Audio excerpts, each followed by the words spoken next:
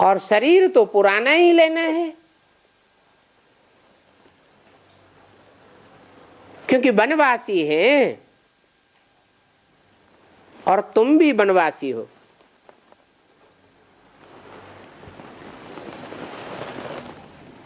उन्होंने शास्त्रों में दिखाया हुआ है, चाहे महाभारत हो चाहे रामायण हो, कि राम को वनवास हुआ, पांडवों को वनवास हुआ। तो तुम वानप्रस्थ में जाने वाले हो ना।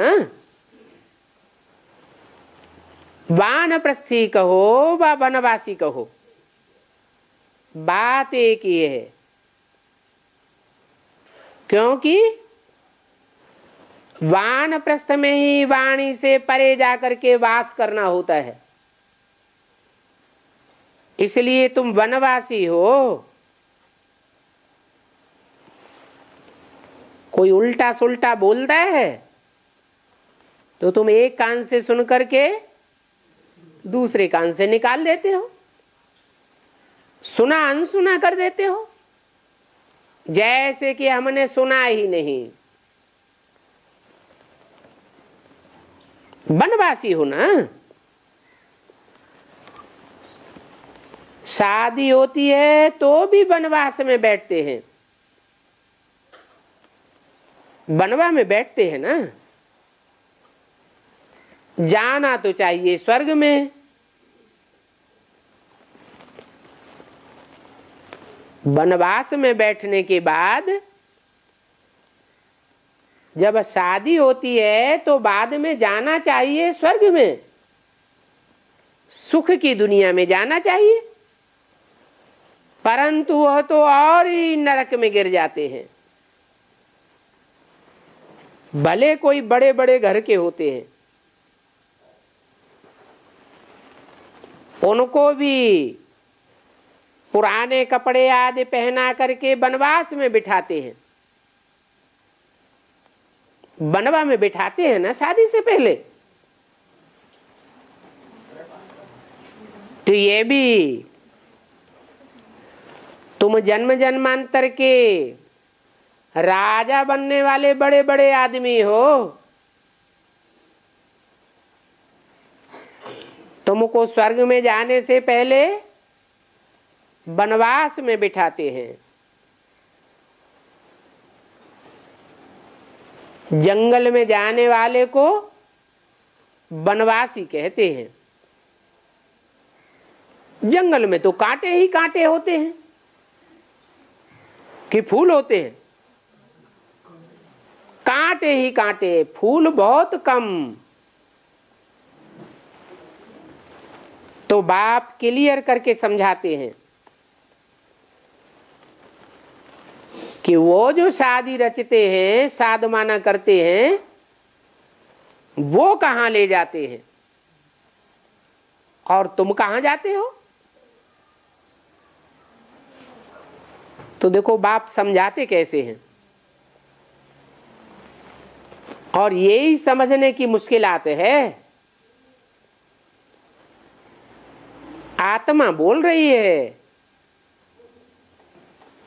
तो आत्मा किस में बोलेगी।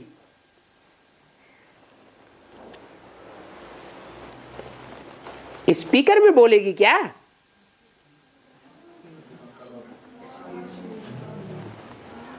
जानवर आदमी तो बोल नहीं सकती, मनुष्य में ही आकर के बोलेंगे। मनुष्य में आकर के क्यों बोलेंगे। जानवर आवाज नहीं करते हैं क्या। आवाज तो करते हैं, लेकिन जानवरों को मन बुद्धि नहीं होती और मनुष्यों को तो मन बुद्धि होती है, समझने के लिए, सोचने के लिए, मंथन करने के लिए। जो बात सोच समझ के धारण की जाती है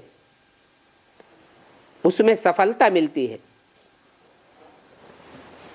तो बाप जानवरों में थोड़े ही प्रवेश करेंगे।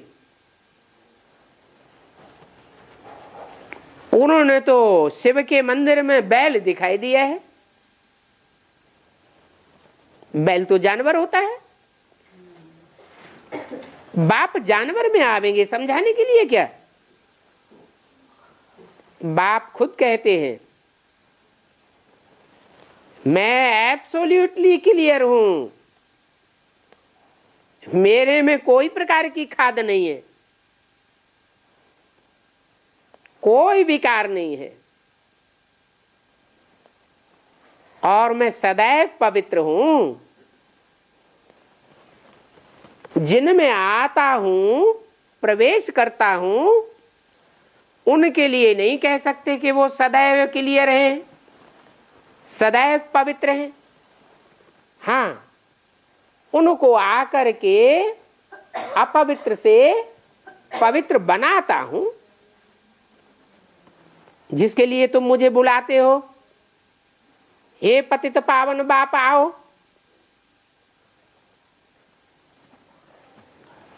बाकी मैं सारे विश्व का सुनार हूं। जो भी मनुष्य मात्र हैं, जो भी प्राणी मात्र हैं, जो भी शरीरधारी हैं, सब में धातु मिक्स हो गई है। जैसे प्योर सोने में चांदी की खाद, तांबे की खाद, लोहे की खाद डालते हैं ना, ऐसे ही सबके शरीर विकारी हो गए हैं। आत्मा भी विकारी और शरीर भी विकारी बन गए। अभी मैं आत्मा को बिल्कुल पवित्र बनाए देता हूं।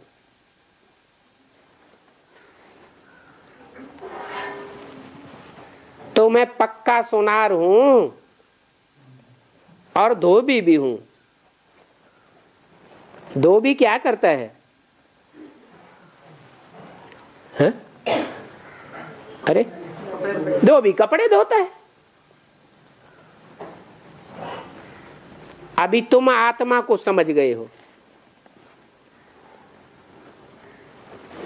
वो धोबी जो होते हैं वो तो स्थूल शरीर के कपड़ों को धोते हैं। मैं तो ऐसा धोबी हूं जो तुम्हारी आत्मा का 84 जन्म का पतित से पतितमो प्रधान कपड़ा है, उसको भी धो करके जाता हूं। इस एक ही जन्म में तुम्हारा कपड़ा सतो प्रधान बनाए देता हूं।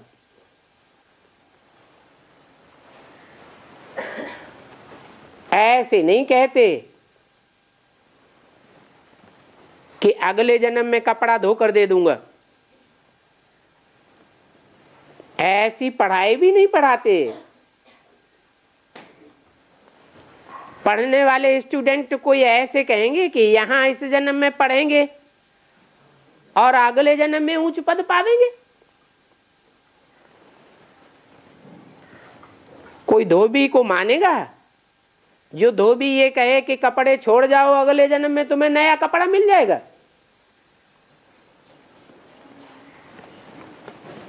तो बाप पक्का धोबी है। अभी तुम्हारी आत्मा समझ गई है। तुम तो डायरेक्ट नर से नारायण जैसे बनते हो, तो शरीर भी तुमको पवित्र मिलता है। और इसी जन्म में, इसी दुनिया में तुमको यह पवित्रता धारण करनी है। ये 5 तत्वों का चोला अभी इसी जन्म में पवित्र बनाना है। नहीं तो विश्व परिवर्तनकारी कैसे कहे जावेंगे? ये तो जानते हो कि आत्मा ही सभी बातें ग्रहण करती है। सतयुग से लेकर के कलयुग अंत तक आत्मा ही पार्ट बजाती है। तो रंगमंच पर भिन्न भिन्न कपड़े धारण करती है। तुमने 84 जन्मों में 84 कपड़े धारण किए। 84 जन्मों का पार्ट है ना। तो जितनी आत्मा पवित्र है उतना शरीर भी पवित्र मिलता है।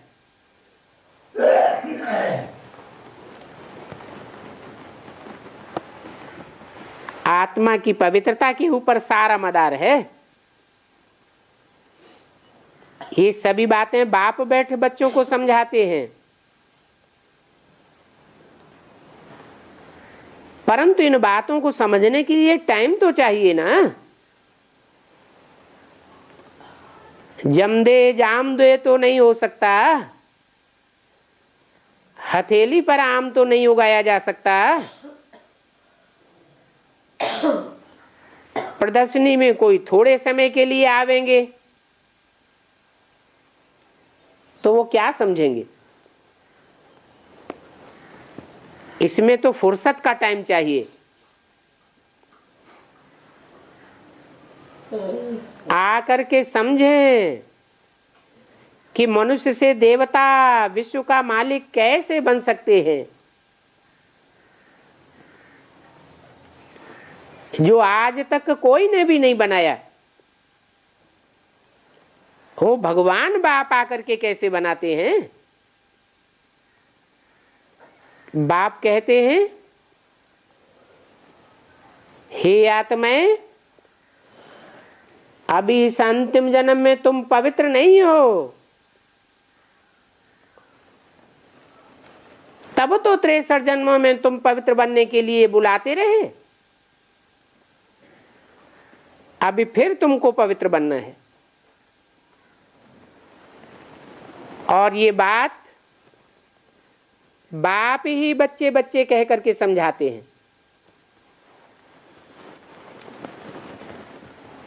तुम तो कोई को बच्चे बच्चे नहीं कहेंगे ना,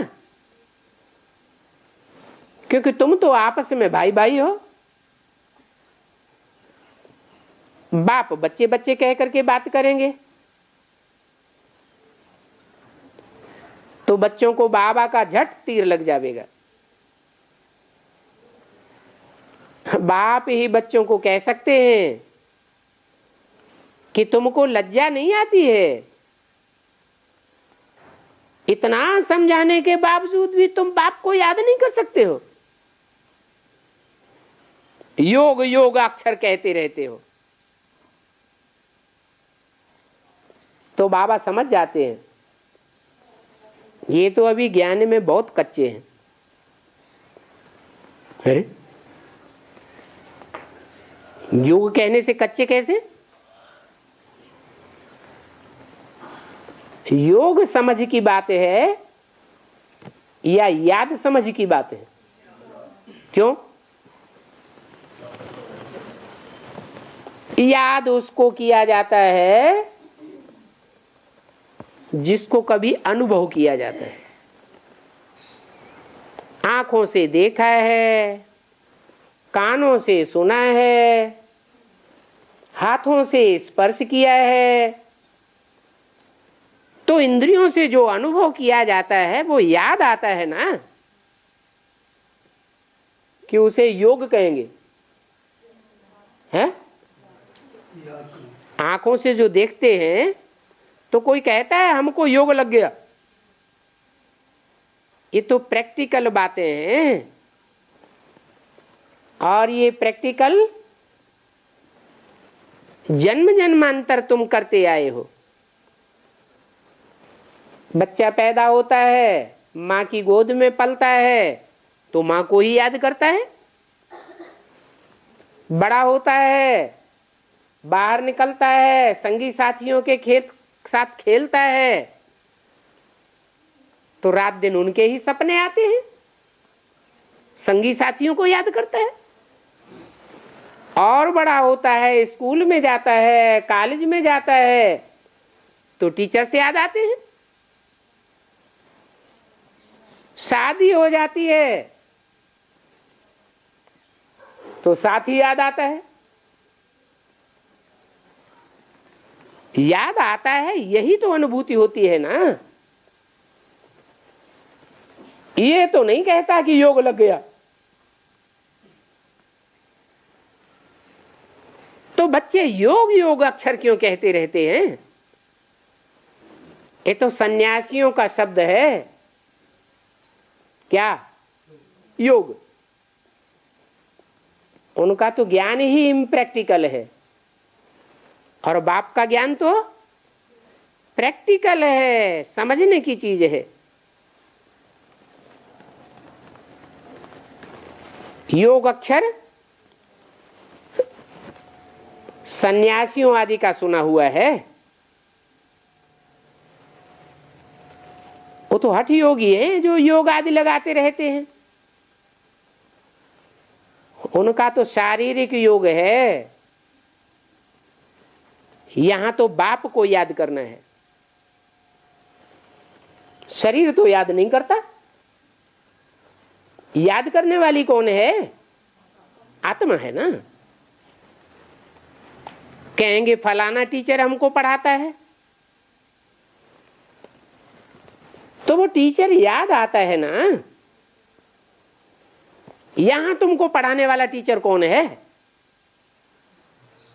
जिसमें प्रवेश करते हैं वो देहधारी पढ़ाने वाला है या पढ़ाने वाली आत्मा है? पढ़ाने वाली तो आत्मा है।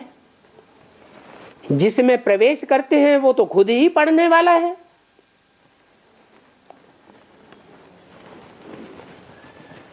तो टीचर याद रहता है।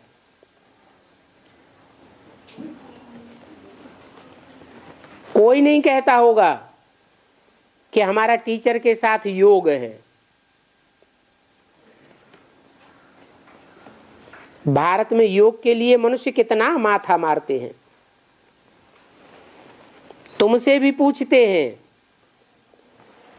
कुछ आइडिया बताओ, युक्ति बताओ। अब ब्रह्मा कुमारियों से डरते भी बहुत हैं, क्योंकि तुम मौत ही मौत चिल्लाती रहती हो। मौत आया कि मौत आया, विनाश होने वाला है। तुम तो जानते हो कि हम तो बाबा के पास मरने के लिए जाते हैं। बाबा हमको मरना सिखाते हैं।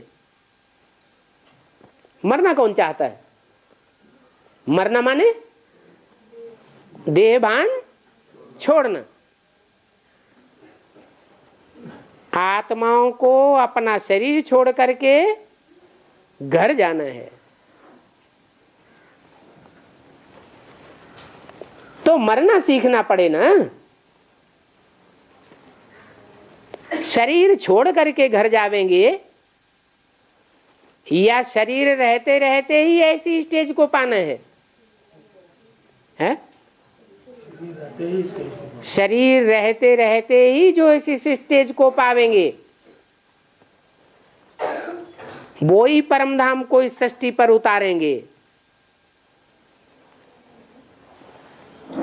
नहीं तो इस शरीर में आत्मा के रहते रहते परम धाम की और सुख धाम की स्टेज का अनुभव नहीं कर सकेंगे।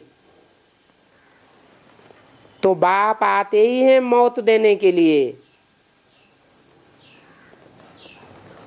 वो सन्यासी लोग तो ऐसी शिक्षा दे ही नहीं सकते कि मौत किसको पसंद आ जावे। ये तो बड़ी मुश्किल बात है। तुम अभी कोशिश करते हो कि हम जल्दी जल्दी जावे अपने परम धाम, परंतु अभी जा नहीं सकते हो। सिवाय कर्मातीत अवस्था के बुद्धि में कर्मातीत अवस्था को पाकर के हम घर जावेंगे।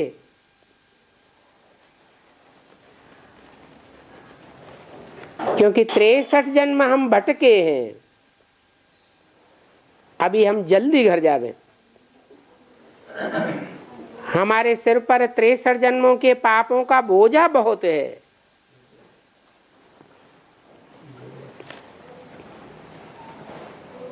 तो जितना याद करेंगे उतना बोझा उतरेगा, आत्मा की कट उतरती जाएगी ना। तो पक्का समझ लो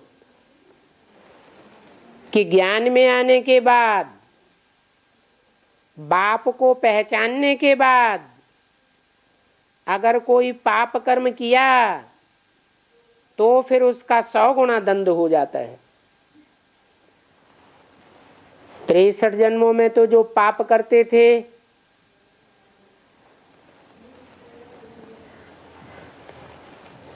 उसका 1 गुना ही पाप चढ़ता था।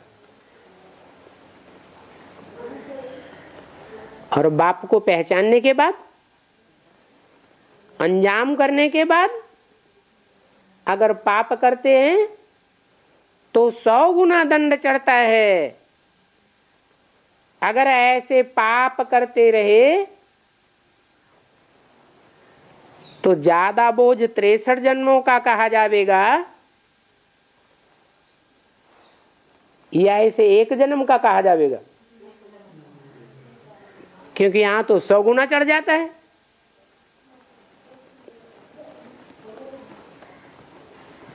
तुम कहते तो हो कि हमको इस ईश्वरीय पढ़ाई से यह लक्ष्मी नारायण बनना है। वो लोग तो तुम्हारी बात सुन करके कह देते हैं ये तुम्हारी कल्पना है।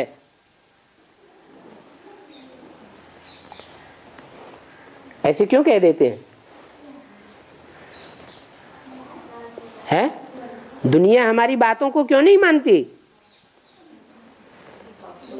क्योंकि दुनिया वालों को हमारी कथनी और करनी में फर्क दिखाई देता है।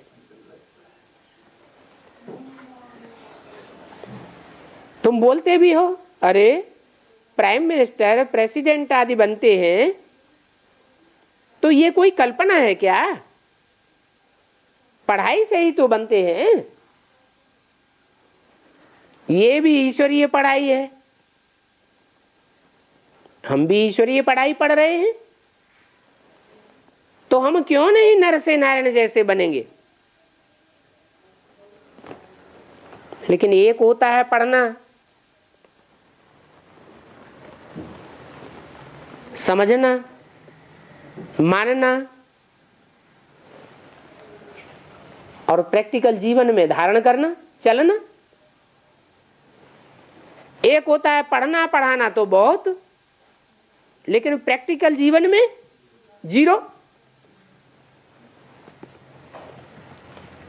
तो उस दुनिया की पढ़ाई में तो ऐसा हो सकता है। यहां तो कथनी में और करनी में एक बनना पड़े। ये सृष्टि का चक्र भी फिरता है। ये कोई कल्पना थोड़ी है। यूनिवर्सिटी में पढ़ते हैं, क्या ये कल्पना है? ऐसे बहुत अक्षर बोलते हैं जो खुद भी समझ नहीं सकते कि कल्पना का अर्थ क्या है। जो बुद्धि में आया वो बना दिया। तो देखो ऐसे ऐसे भी आते हैं, अब उनसे हम क्या बात करें? बाप कोई से गुस्सा भी तो नहीं कर सकते।